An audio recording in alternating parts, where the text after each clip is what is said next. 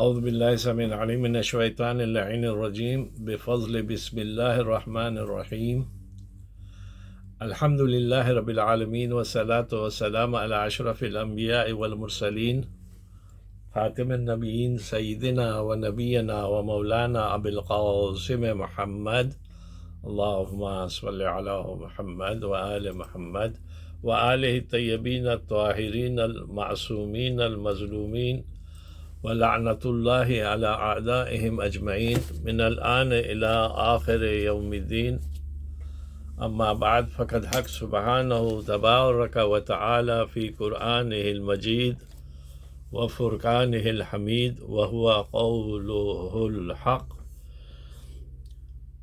عزیزان محترم، جیسا کہ آپ کو پتہ ہے، ہم نے دعائے عرفہ کے کچھ کلمات کا سائنٹیفک تذکرہ شروع کیا تھا، جو کتاب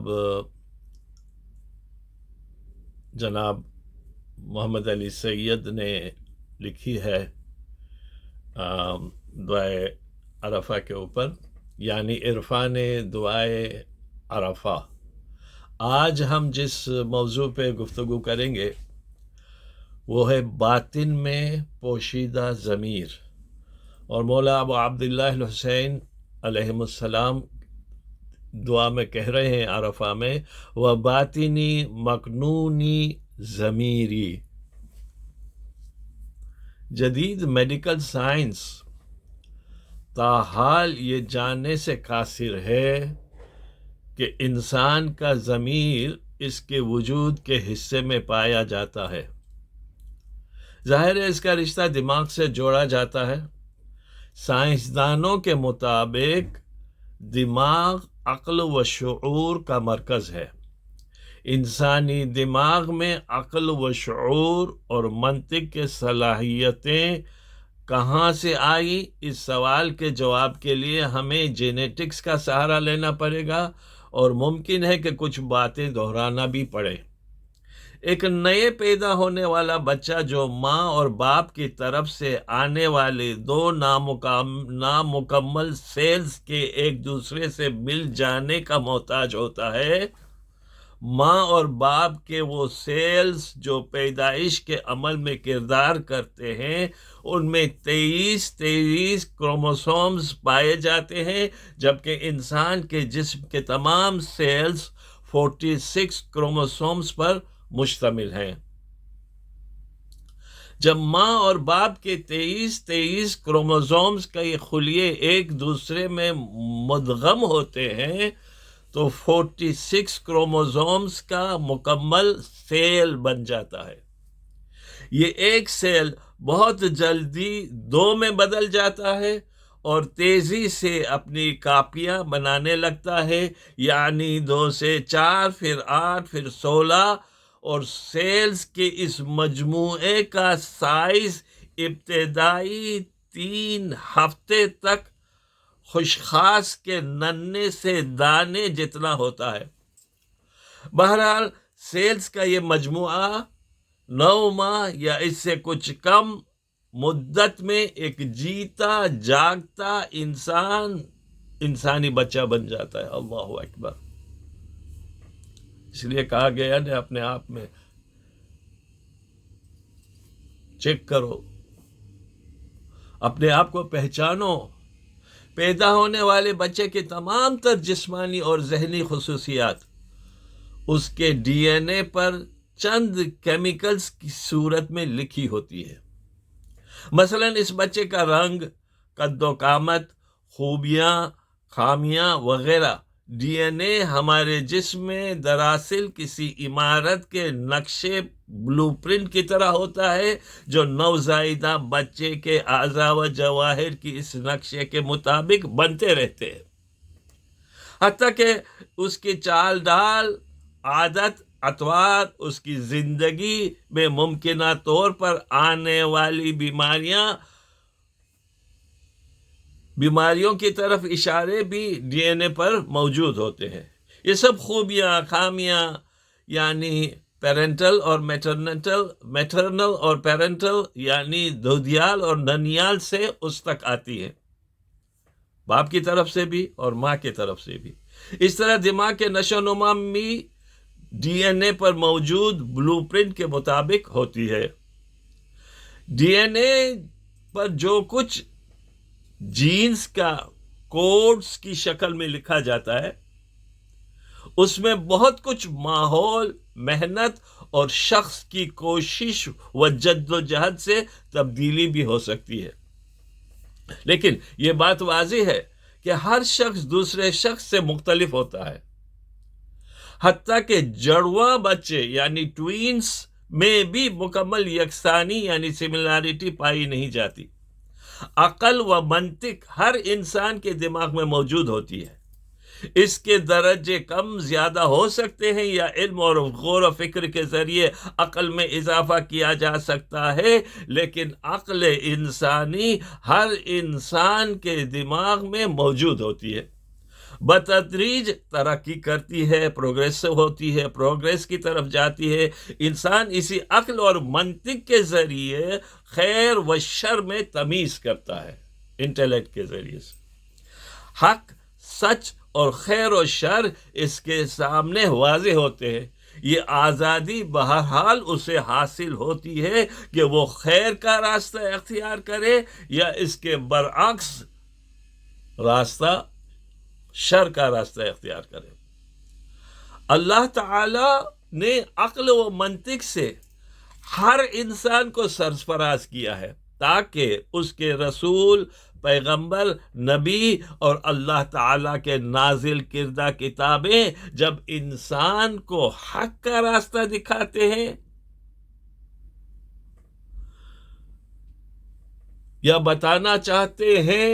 عزیزان محترم، تو عزیزان محترم معاف کیجیے گا، تھوڑا سا ڈسکنیکٹ ہو گیا تھا. اللہ تعالیٰ نے عقل و منطق سے ہر انسان کو سرفراز کیا ہے تاکہ اس کے رسول، پیغمبر، نبی، امام اور اللہ تعالیٰ کے نازل کردہ کتابیں جب انسان کو حق کا راستہ دکھاتے ہیں اور بتانا چاہتے ہیں تو انسان عقل و منطق کی بنیاد پر خدا کے وجود کا اقرار کر سکے اور برائیوں کو چھوڑ کر حق کا راستہ اختیار کرے. جو شخص ذاتی طور پر عقل و منطق کی صلاحیت سے محروم ہوتا ہے، مثلا دیوان افراد، تو اس کے لیے کوئی سزا نہیں ہے اور نہ وہ مکلف ہوتے ہیں. ابھی تک ہم نے عقل و منطق، ریزننگ کی بات کی ہے. اب سننے والوں کے لیے، میرے سامعین کے لیے واضح کریں کہ باطن میں پوشیدہ ضمیر کیا ہے. شاید کچھ مثالوں سے بات کو سمجھنا آسان ہو جائے. مثلا ہر انسان 3 چیزوں کا مجموعہ ہے: جسم، روح اور نفس. جسم کے اعضاء کمپیوٹر کے بارڈر کی طرح ہیں، یعنی جسم کے اعضاء کمپیوٹر کے ہارڈ ویئر کی طرح ہے. روح کو سمجھنا تو ممکن نہیں، لیکن فرض کر لیں کہ روح کمپیوٹر کی مدر بورڈ کی طرح ہے. جسم کے پاور سپلائی بھی روح کے ذریعے قائم رہتی ہے. نفس کو آپ حیران کن سافٹ ویئر کہہ سکتے ہیں جس کی بہت سی اقسام ہیں. ان کے الگ الگ نام اور کام ہیں. ہمارے باطن میں پوشیدہ ضمیر ایک اینٹی وائرس ہے. جب بھی انسان کسی برائی یا گناہ یا ظلم کی طرف بڑھتا ہے تو اس کی روح فوراً ہی ضمیر نامی اس اینٹی وائرس کو متحرک کر دیتی ہے.